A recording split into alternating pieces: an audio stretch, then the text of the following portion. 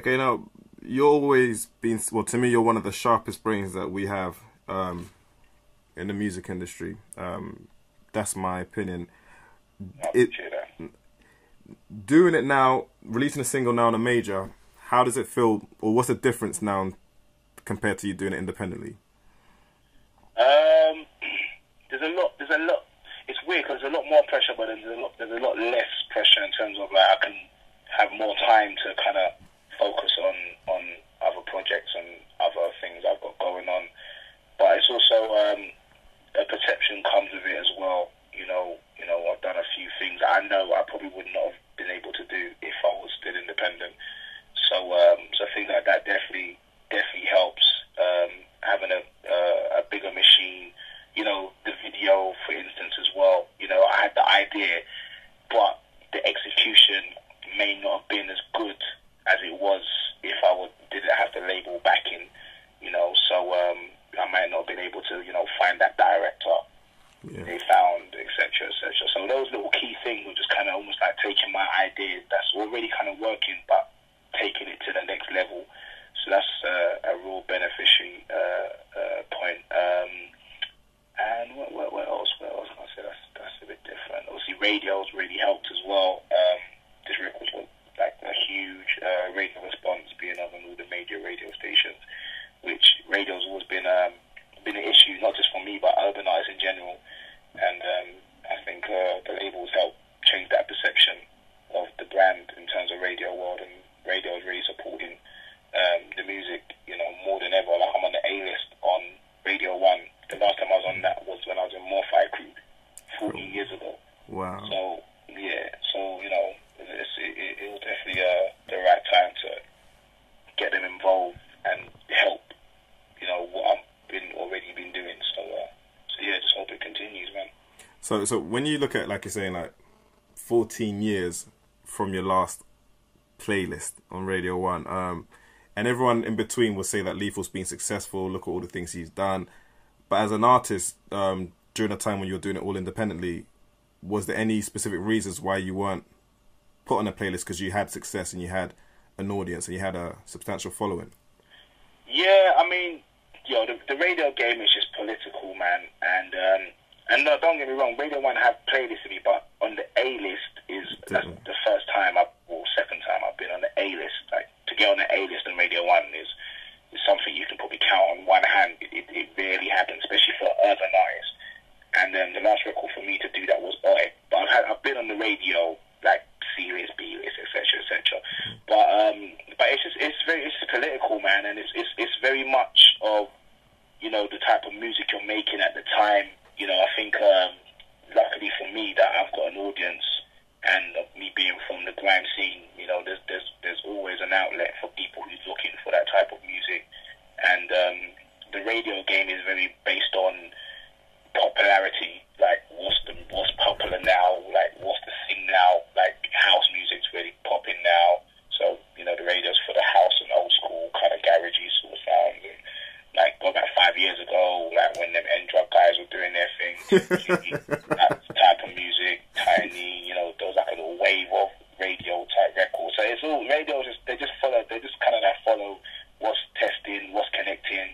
And then there's people obviously that are, in their own right, like myself, who's just been doing it independently and have been connecting without the radio, and have a fan base. So they feel it's cool to kind of get involved now. So yeah, man, the radio game is a frustrating one over the years. Like me and my boy was talking yesterday. We found that it was on the A-list, and we was like reminiscing, like, bro, like look at the times, like the times when you hear the result from radio and you just want to give up your project because it's like, right, they're not going to play it. All that hard work's gone down the drain, and now kept with that perseverance is got me to the A-list. So it's just, you just got to play the game and ride the wave, man. You know what's intrigued me about your career is that it seems like the perception is that it's always been on the ascendancy. Like you've always made sure that you've been successful with music, but you've been sustained by outside businesses like the T-shirts, like property. Like you're one of the few people that I feel the youth can look at as a case study and say this is an anomaly of a young black man who's come from quote unquote nothing and has moved himself up into a different financial bracket based on enterprise. But along that journey, where did you get your information from? Because there's not many people like you out there, so I'm just wondering how you had that vision. You know what? I think a lot of it was definitely my Morphy career experience. Just obviously starting out at a young age of like 16, 17, major record deal, touring, going around the world. So a lot of information was, I was taking in from then without me even knowing, because when you're that young, you're not really even thinking about that. You're just having the time of your life and, thinking about girls and et cetera, et cetera. But I think it was when the scene started going a bit weird, when like So Solid were getting a lot of bad press, and then we kind of got caught into that as well, and everyone just had this perception of the music wasn't good and we weren't good and blah blah blah. So the label eventually were like, well, you know what, the label went bankrupt. They kind of like folded, so they were like, yeah, well, sorry guys, like, yeah, you haven't really got a deal anymore.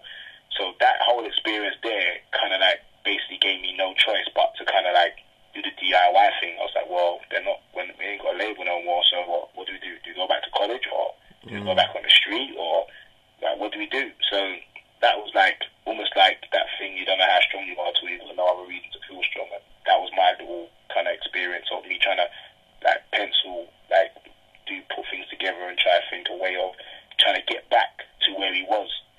So I was just doing things of just impulse, like, yeah, well, I was signed to a label, so I haven't got a label, so let me just try to be my own label and see how it goes. And that's how the whole POW thing came about. And I was just doing what I thought was right. I didn't know if it was going to work, or some of it definitely got to be luck. But at the same time, is if you don't try, you never know. And it was a lot of that attitude. Like, you don't want to look back and be like, oh, I wish I would have did this. I just thought there's nothing else going on, so I might as well do that. And luckily, like, a lot of the things I was doing, I made loads of mistakes along the way, but the music moves, they were working, because I knew there was an audience. Most importantly, I knew there was people out there that wanted the music, and other side, in terms of property and stuff like that, that was my parents. My parents were like, I didn't even understand it. They were just like, look, when you get some money, buy a house, just buy a house. And then they would explain to me like why I should buy a house, but it was more kind of just on impulse. Like, okay, my parents saying buy a house because it's good. Didn't fully get it until after I bought it, and like 5 years later, it rose by like 25%. Wow. I bought it, and I was like, raw, okay, cool, yeah, property's a thing. Then I started investigating more than that, and then in Africa, I've got a few things going on over there with my parents, and that's more their side. But so yeah, man, it's just, I think I've got to give credit to the more fire crew kind of era that really kind of brought me to a different world. I became a man. I had to become a man a lot quicker than the average kid has to now. So in terms of, like, I know that I've seen in previous interviews you said that your mum has I forgot, what is it that your mum has in Africa that she's doing well in? Oh, we have a cosmetics wholesale business we do in Africa, where we just sell just cosmetic stuff, from like hair products, creams and stuff like that in Africa. And that she wants to move back there, so we kind of set that up for her so she can have a living and have something to do. But yes, we're like one of the biggest like distributors in North Africa now in terms of like cosmetics and stuff like that. But yeah. Yeah, I think people don't understand how big that means when it's a distributor. That's a huge deal. Yeah, distributor, man. Like, we wholesale, so every kind of like store or market or whatever. They go through you. In Kumasi, like, come to us, and we supply it to them, and it's a good business, man. We've been going for over 10 years now, and the good thing about what we sell is obviously it's like compulsory stuff. So like, you need to clean your skin, you need to clean your hair, you need to relax your hair. So we do stuff like that. People that we know, things that we know that people are gonna need, rather than doing, I don't know. At one point, we was thinking about what to do, and my mum was thinking about doing like household things like kettles and stuff like that. And then we're doing research, and then we thought, nah, we need to do something that people will need to use. So cosmetics. There's all these projects. I mean, all these your business portfolio is quite extensive. Does that ever eat into your musical creativity? 100%, man. 100%. I was telling someone the other day, I done a session the other day, and like hook writing is my thing. I'm quite cool at writing hooks. But yeah, definitely. Someone was saying to me the other day that, bro, like you should do ghostwriting hooks for people, like write people's hooks. And I was like, I'd love to, but I just ain't got the time. And he's just like, bruv, like melody ideas, because he writes as well. And he was just like, bruv, like people send me beats, and I'll just do a melody or whatever, and then if they use it, then you just get paid. And I was just like, bruv, I wish I could just do that, but obviously I've got the Stay Dench business as well, which is a full-time job in itself. So I'll do that, and obviously having the music side, and obviously like social media is like also another job, like having keeping a relationship with your fans, and then obviously you've got the property. So it's like, there's so much different things going on. Like it's very hard to just be just an artist. But at the same time, if I was just an artist, I probably wouldn't be able to do what I'm doing or live how I live now. So I get it. But yeah, it does definitely interfere, man. And I could be probably doing a lot more if I didn't have these other things going on. But you got to weigh up, I guess. So like being in the music industry for like 14 years, what type of challenges have you had to overcome? I think the biggest one is just I don't know if this is the right word, but just being blocked. Just knowing that, not even being blocked, because obviously everyone's kind of got their own opinion, but just the power that be, just not accepting your music and not supporting your music, and that's just like, it almost feels like, what's the point? I think social media, definitely social media has eliminated that now, where you can just show the music directly to the fans, where before everyone had this perception that you had to be signed to a label, or if the radio's not playing your music, then you're not good enough, or you're not going to get shows.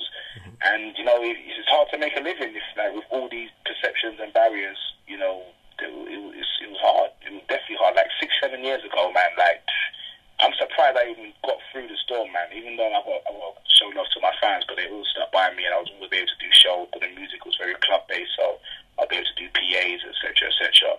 But in terms of like major radio and major TV, and major shows, like they weren't booking me. They weren't really, because I wasn't really trying to fit in. I've never really fit in. Like, my thing was, I never came in the game fitting in, so why should I fit in? So yeah, so there was a part where if you wasn't making the type of music, like I said before, you just wasn't being accepted to the level your peers were probably getting accepted because they were making that music. But I just chose to stick to what I was doing. But in the long run, it's worked out, the right thing to do, man. And how important is publishing for an independent artist at that time, such as yourself? Publishing is extremely important, man. I mean, that's like a good form of income, depending on how big the record is. But it's definitely something young artists, new artists need to pay attention about, because I think that's one of the things when I first came in the game I wasn't totally clued up on. But it's vital, man, because it's you for life, and it will give you an income forever.